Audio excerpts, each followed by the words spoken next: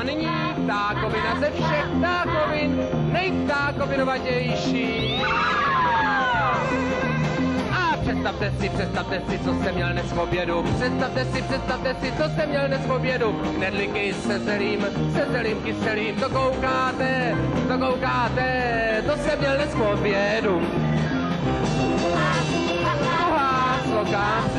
Představte si, co jsem měl dnes v obědu. Představte si, co jsem měl dnes v obědu. Knedlíky se zelím kyselým, pak jsem jet u stolu, kdo ví, co v rosolu. To koukáte, to jsem měl dnes v obědu.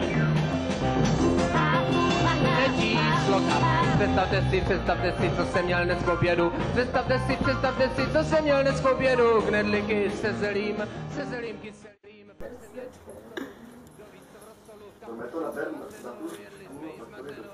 Žehlení.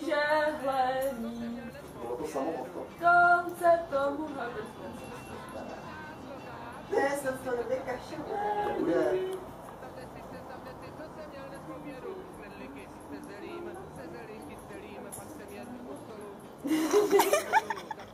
Ty to natáčíš.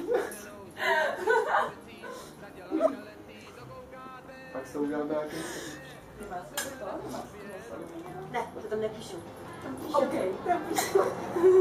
Že nesou. A velkým písmem. Dobře.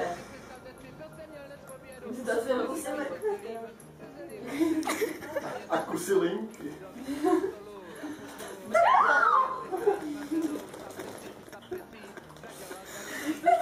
Ale tam je to dává. Je to spadlo. Testování. To spadlo, OK. Tak se můžu... to jako konec? Testovat. A stejně to myslím, než Kyselým, pak jsem jet u stolu, kdo ví, co v rosolu. Kapustu vařenou, jedli jsme ji smaženou. Sám jsem si za pecí zadělal telecí, škubánky maštěný, baštěl jsem jak praštěný, ucený na hráku, střílel jsem ho na bráku. Je seter na kmíně, koupil jsem ho v Londýně.